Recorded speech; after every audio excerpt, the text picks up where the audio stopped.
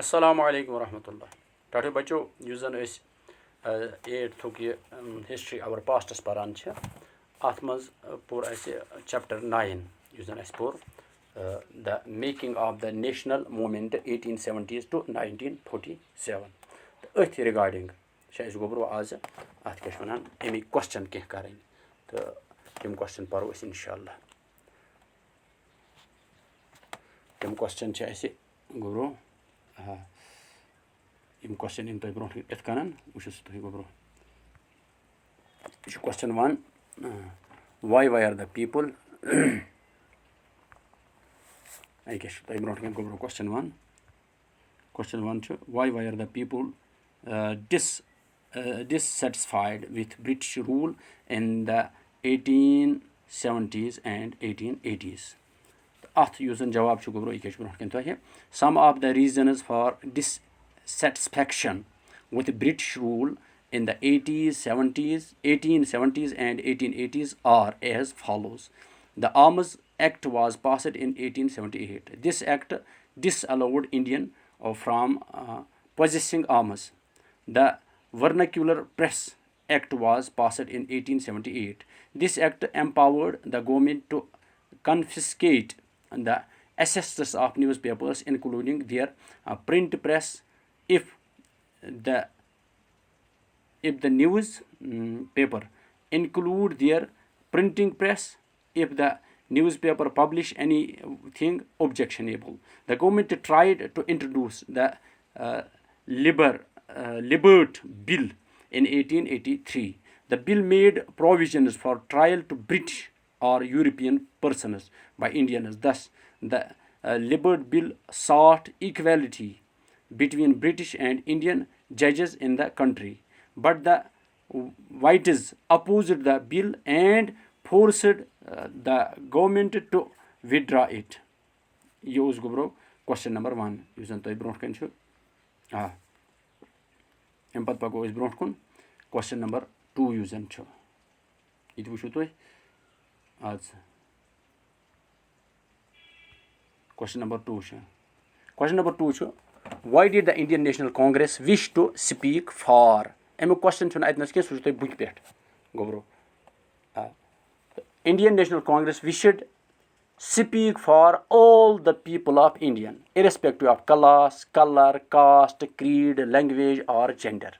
Yani, as the boss sarne khadra se yam kath karne khadra dapan as karo sarne as kath chahi kemi caste ruk che, kemi color ruk che, kemi class ruk che, kemi zot hont che, Musliman cha, gur Muslim cha. It stated that India, its resources and system were not of any one class or community of India, but of all the different communities of India. Ikas was gobro. Question number 2 using the broad kind was. And question number 3. Which is question number 3 gobro. What economic impact did the First World War have on India? The amok using jawab chu gobro ikish toy broad kanye answer. The First World War was too huge. The First World War led to huge rise in the defense expenditure of the government of India. The government in turn increased taxes on individuals' income and business profits. The increased military expenditure and the demands for war supplies led to the sharp rise in price, which badly affected the common mass. Ikas was gobro question number 3 the amok answer. Empad kya gobro to ibron kan empad question number 4 ike which is question number 4 kya why did the Muslim League resolution of 1940s ask for? What did the Muslim League resolution of 1940s ask for? Which gobro ach jawab ike log to jawab chat in the 1940 the Muslim League moved a resolution to demand independent state for the what we call Muslims, for the Muslims in the north, western and eastern areas of the country. Muslim League यु जन एम core demand कि हिंदुस्तान किस नार्थस मज दियो सह अख state मुसलमान खतर अलग और साउथस मज दियो सह एम खतर स्टेट अख अलग. Question number 5. Question number 5. Which is question number 5? Who were the moderators? How did they oppose to struggle against British rule? The leaders of Congress in the first 20 years were termed as moderators. Yani godniken wohan verin yim zan Congress leaders timun chimana yim hasa moderators. The moderate leaders developed public awareness about the unjust nature of British rule. They published newspapers, wrote articles, and showed how British rule was leading to the economic ruin of the country.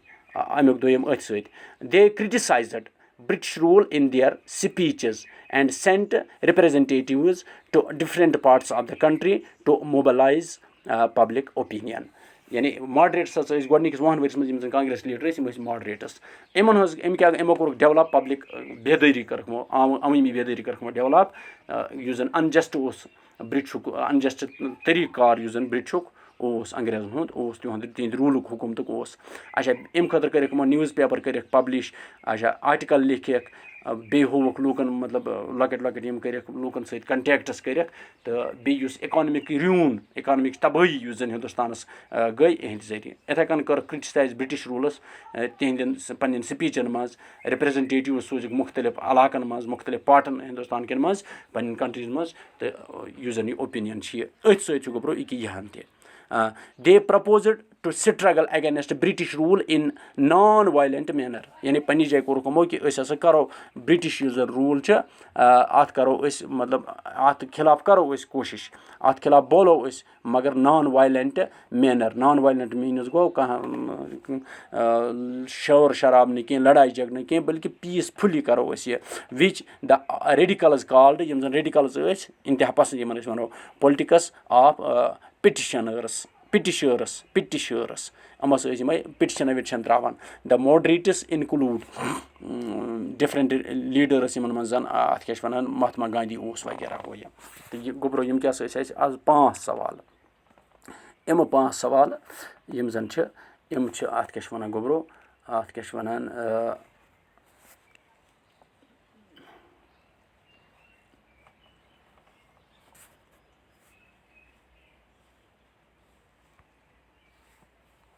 यम 5 सवाल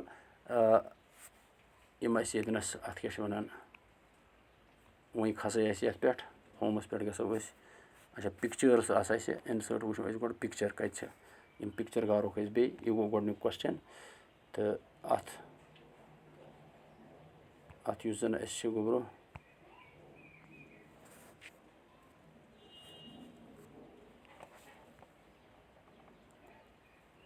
यह गई त्रीम यह गई चूरम यह गई पूंचम गोडनिक question गो यह तो गोब्रो यह गो अत क्या वनान यह गो दोयम क्वेश्चन यह जन यह गो त्रीम क्वेश्चन तो यह गो गोब्रो चूरम क्वेश्चन तो यह गो अत क्या वनान पूंचम क्वेश्चन अड़हन बे गई अत यहन 5 क्वेश्चन कर आज यथ मज सनस यथ जन हिस्ट्री हुंद आज यह तो